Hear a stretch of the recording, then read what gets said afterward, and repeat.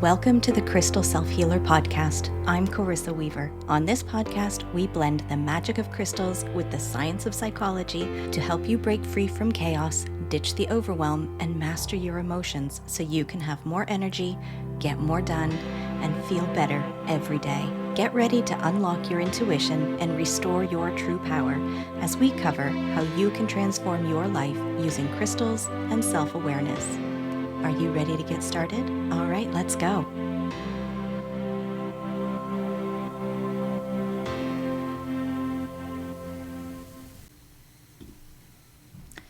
Recently, I experienced a situation in my life where I watched a panic attack slow roll into my life, like watching an accident happen in slow motion. The circumstance I was facing had me placing so much of my energy spinning around how a conversation might unfold.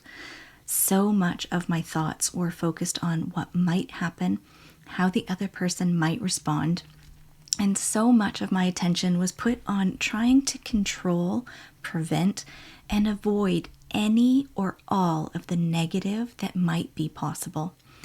But instead of letting it take over, I was able to catch and stop the pattern before it escalated. For those of you who are still finding yourself overwhelmed by your thoughts, feelings, and actions, this episode will help you take control of negative emotions with Black Tourmaline. We'll cover strategies you can use to nip overwhelm, anxiety, and panic in the bud before they get out of control. I wanted to share this experience with you because it could have been way worse.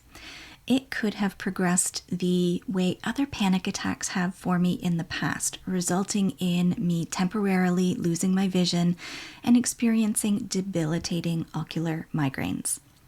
But it didn't. Like I said, I watched it slow roll in, saw exactly what was happening, and knew what I needed to do. So let's set the stage a little over here. I've been around this track a few times and have learned a few things along the way. Long gone are my expectations that I will never experience overwhelm, anxiety, or even panic. This is the way my brain is wired.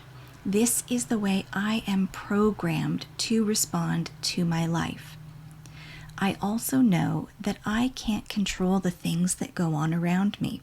I can only control what I choose to do and how I respond to those external circumstances. It's easy to feel like overwhelm, anxiety, and panic take over before you even realize what's happening. Experiencing these emotions isn't a mark of failure. It's a totally natural part of how our brains and bodies respond to perceived challenges, especially when we feel a lack of control or understanding. The challenge we face is how we spot the circumstances that act as our triggers and how we navigate them when they start to show up. It's normal to get caught in a cycle of trying to anticipate outcomes with the objective of being prepared so you can avoid feeling discomfort. Remember, it's our brain's number one job to keep us safe from any and all threats. But when all your time is spent fixated and focusing on what could be, you're actually creating the anguish that you're experiencing in the present. In my recent experience, I was running imaginary conversation scenarios over and over in my mind. It's as if my brain thought that I was Dr. Strange going through all the possible outcomes the Avengers would have when going up against Thanos. Alas, I am no Dr. Strange. Anyway, when you sit in the negative vibration of an imaginary future that you are projecting to go poorly, your current reality sucks, as well as your future experience. As an aside, if this isn't a strong indicator for your ability to manifest things into your life, I don't know what is. A tricky piece with overwhelm, anxiety, and panic is that these feelings don't come out of nowhere, even though that's how you may experience them. They build in the background, feed off small, seemingly harmless thoughts. You may set out just turning something around in your mind in contemplation as a small what if. It may start as wanting to be thorough or prepared for what's ahead. But it doesn't take much for this simple inquiry to snowball and you find yourself going through every worst case scenario imaginable. This will start to affect your body too, with tense muscles, shallower breathing, increased sweating, and a racing heart. If you're not looking for any of these signs and symptoms, they are easily overlooked. But when the things that are keeping you distracted or busy quiet down, that's when you realize you're smack dab in the middle of overwhelm, anxiety, or panic. You don't wake up one day and decide to be anxious. It's the accumulation of small moments, small worries that eventually tip the scales. When your mind is so far ahead of your body, so far ahead of your current experience, this is where a significant disconnect is that creates the opportunity for overwhelm, anxiety, and panic to take hold. Now, there are moments in your life where practicing a conversation will be beneficial. For example, if you're preparing for a presentation or working through potential answers for a job interview. But here's the thing. You get to choose whether you replay imaginary conversations in your head in an attempt to practice what you feel needs to be said, to prepare for every scenario that could ever happen.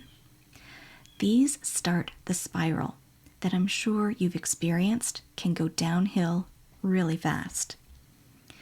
Since you don't have a crystal ball and can't unequivocally know what any other person is going to say or do, fixating your thoughts on these imaginary conversations isn't a productive use of your energy. The key here is recognizing when you're no longer preparing, but instead spiraling. The shift is about consciously deciding that you don't need to have every possible outcome mapped out to protect yourself. Instead of being present now, giving your attention to healing and addressing what your emotions are showing you, you're creating a scenario that results in you spinning into overwhelm, anxiety, and panic. When imaginary conversations become my fixation, one of the things I do is to remind myself that this conversation is not really happening, that it is a collection of thoughts in my head. I take this step to get off the merry-go-round. Now, if your experience has progressed beyond being able to just say this isn't real and talk yourself out of it, it's helpful to bring your attention back to your body. This can be uncomfortable when your body feels so disconnected from everything, but it's necessary. This physical shift allows you to step out of the loop of racing thoughts and focus your energy on something real and immediate, bringing you back to your body in the present moment. You could bring your attention to the texture of the clothes you're wearing, your breath, the feel of the crystal you're holding, or the sensations of passing the beads of your necklace or bracelet between your fingers. You could also use a weighted blanket or snuggle with a beloved pet to help you root back into your body. When you've rooted back into your body and reclaimed your mental energy, you then get the option of using this energy in ways that are helpful to you. Instead of pouring your energy into fear-driven thoughts, you can redirect it toward nurturing self-compassion and building the emotional resilience that will serve you in real life. The energy that I was expending on imaginary conversations was better used focusing on areas that brought me a greater sense of compassion, using that energy to build up self-validation so that when and if these imaginary conversations happen, I would have my own back and could withstand anything that happened. Think about it. You want to be a certain person in your life, carry yourself a certain way, but right now you're clenched up and trying with all your might to force it into being by mentally ruminating on it. It probably hasn't worked yet, right? Instead, you could choose to focus this same energy, attention, and effort on who you want to be in the situation that is surrounding and spurring on your negative emotions. You can choose to support yourself emotionally and energetically so that you can embody the best version of yourself, so that you could actually show up as this person if and when the situation you're ruminating on were to actually occur. So many times when overwhelm, anxiety, and panic appear in your life, you'll have spinning thoughts, feel super disconnected, and things will feel frenetic. This is when I like to work with crystals. Having the ability to work with crystals in a tactile way, whether it's holding one in your hand or passing the beads of your necklace or bracelet through your fingers, it becomes a way to come back into your body, to ground into the physical experiences that aren't driven by your anxiety or panic. Each time you reconnect with your body, shift your thoughts, and reclaim your energy, you're not just surviving the moment, you're actively strengthening your ability to show up as your best self. Crystals are a tool to facilitate that process, helping you stay rooted as you take back control. I'm going to offer Black Tourmaline as the best crystal to support you when you want to take control of overwhelm, anxiety, and panic. Black Tourmaline has a protective energy that creates a shield against negativity, and this will allow you to redirect your focus from fear-driven thoughts to more nurturing and supportive ones. The grounding properties of Black Tourmaline help to anchor your energy, making it easier to reconnect with your body and emotions, and also fosters a sense of safety and stability within yourself. Black Tourmaline encourages you to let go of the imaginary scenarios that keep you trapped in the cycle of worry and fear-based thoughts.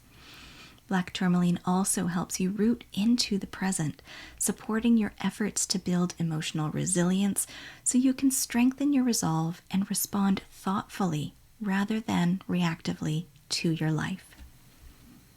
Negative emotions, overwhelm, anxiety, and panic are going to continue to be a part of your life. It's whether you want to let them be in the driver's seat or not. If you'd like to apply these concepts to your life, I invite you to use the link in the show notes to download the free Charmed Morning Ritual worksheet. This tool will help you observe your thoughts, set clear intentions, and begin cultivating emotional mastery each day, empowering you to navigate overwhelm, anxiety, and panic more effectively. And if you're ready to dive deeper, you can join me inside the Crystal Self-Healer members portal, where we take all this material and create a personalized blueprint tailored to help you overcome your anxiety and overwhelm. You'll learn how to soothe your emotional and physical body, master your emotional responses, tap into your inner wisdom, and take control of your negative emotions. Visit 3charmedgems.com to learn more and take the next step towards reclaiming your emotional well-being by joining me inside the Crystal Self-Healer members portal. Today's episode has been brought to you by Black Tourmaline and redirecting your thoughts and energy. May we all embrace our power to transform fear into strength and choose peace in every moment. Blessed be, my friends.